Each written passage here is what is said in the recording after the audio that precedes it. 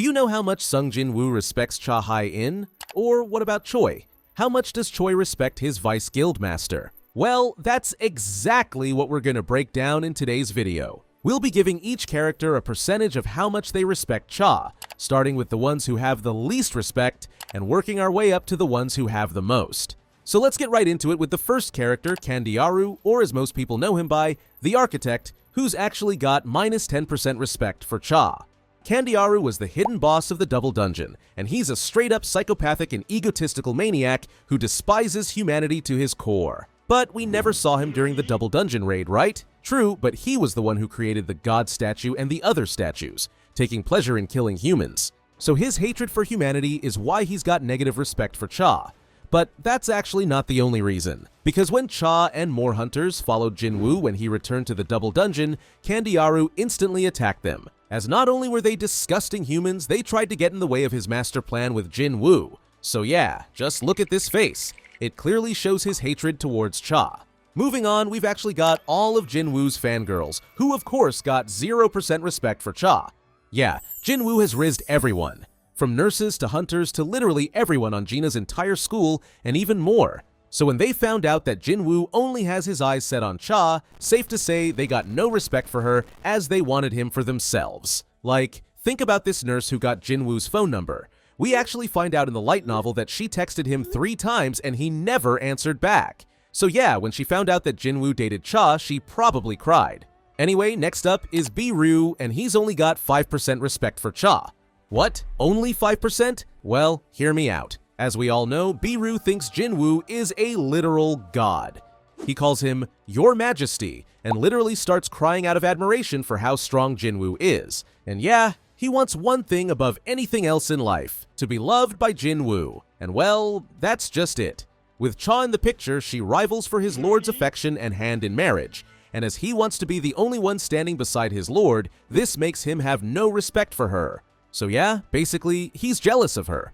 But not only that, because later when Cha asked Jinwoo if she could join his guild, he decided to test her by having her fight Beru and ordered him not to hurt her under any circumstances. Although Beru initially followed through with the order, he eventually lost control when Cha stabbed him and attacked her with the intent to kill.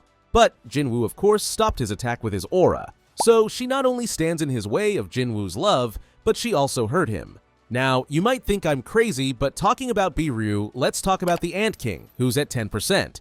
Wait, just hear me out. I know they are the same person, or well, bug, but not to 100%. For example, Kim Chul, who became Iron, doesn't have the exact same personality. Anyway, before Jinwoo extracted the Ant King's shadow and he became Beru, we actually see that the Ant King had some respect for Cha. What? When? Well, when the Ant King came back and saw his queen's corpse, he instantly attacked the Korean S ranks, and who did he start with? Cha. He sent her flying and almost killed her with a blow to her side. And that's actually how we know he respected her, because the Ant King could feel that Cha had the strongest aura and was the strongest out of the group, so he wanted to take her out first so she couldn't be a problem for him later on. Although he did despise humans, so yeah, he can only be 10%. Moving on, we've got Atsushi Kumamoto, the Japanese S-rank hunter, who's got 15% respect for Cha. During the sparring match between the Korean S-ranks and the Japanese S-ranks, after Cha defeated Kanai, she was on the way to help Yoonho. But then, Kumamoto came from behind to defeat her, but instinctively she accidentally punched him in the face 14 times. Well, if you can call 14 times accidentally. Anyway, because she punched him, Kumamoto went into his berserker state, where he completely lost it and only had one thing on his mind: killing Cha. And honestly, if Jinwoo hadn't stepped in, he probably could have done it. So, yeah, after getting 14 punches to the face, he doesn't have a whole lot of respect for her. Going all the way from 15 to 60%, let's talk about Goto Ryuji. As the strongest hunter in Japan and one of the top S ranks in the world, Goto was crazy overconfident and looked down on people he thought were weak. But that's exactly why he had respect for Cha, because when he stepped into the hunter's gym in Korea, he immediately recognized her strength, just like the Ant King did when he chose to go after her first. Goto even believed Cha was strong enough to give his guild's top hunters a serious challenge. Another Japanese S-rank hunter who respected Cha with 70% was Kanai Tawada. As I said before, during the sparring match between the Korean and Japanese S-ranks, Kanai faced off against Cha and got absolutely outclassed, as Cha, with her insane speed and agility, defeated her by touching her back. But don't think Kanai was weak. She just realized that Cha was on a whole different level, and because of that, she gained a ton of respect for her. Now, let's talk about Jinah and Lee Bora, who both got 90% respect for Cha. Both Jinah and Bora are members of the Hunters Guild, just like Cha, though Cha is the Vice Guild Master. So, in episode 6, we see Jinah and Bora talking with Park Hee-jin about their first ever A-rank dungeon raid together with Cha, as they were literally speechless by how insanely strong she was. Bora said Cha took down the monster in a flash, and Jinah said that she made it look like no big deal at all. So, not only were they seriously impressed by Cha's strength, they also gained a ton of respect for her. Talking about Jinah and Bora, we need to talk about son Kihoon, who's at 95%. Kihoon is also a member of the Hunters Guild, and he was the leader of the Strike Squad B during the Hunters Guild Gate arc. However, he really wanted that spot permanently, so he had his eyes on getting promoted and becoming the official 2nd Strike Team captain. And this fiery determination he's got is actually a bit thanks to Cha. How? Well, remember the dungeon raid Jinah and Bora talked about? Yeah, Kihoon was there too, and watched in awe of Cha's strength. And that's when he said to himself that he wanted to become just as strong as her. But she not only inspired him to train harder, she also showed him what a real leader should look like.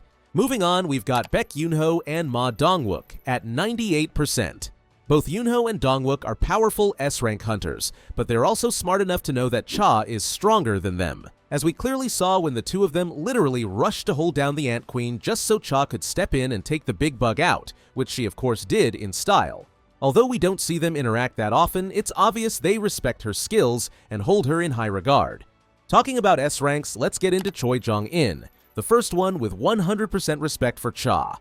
Choi's the guild master of the Hunters Guild, and he chose Cha to be his right-hand man, or well, woman. Now sure, some people think Choi just sees her as an employee, but that's not exactly true. Because he fully trusts her, knows she's got his back no matter what, and even though he technically outranks her, he knows she's way stronger than him. So he's got 100% confidence in her and her strength. Next up, also at 100%, is Song Chi-yul. Yeah, this one might surprise you, but Cha and Chi-yul are actually really close. Cha's a student at Chi-yul's kendo school, basically a swordsmanship dojo, where he's been teaching her the way of the sword, even though he often questioned whether he should even be teaching Cha because of his low hunter rank. Still, Chi-yul is a very strong and talented swordsman, and yeah, his teachings clearly paid off. So he's got nothing but respect for her, not just because she's crazy strong, but because she's humble and kind and never looked down on him, even though she completely outclasses him as a hunter. Moving on, we've got Igris, who's at 100%.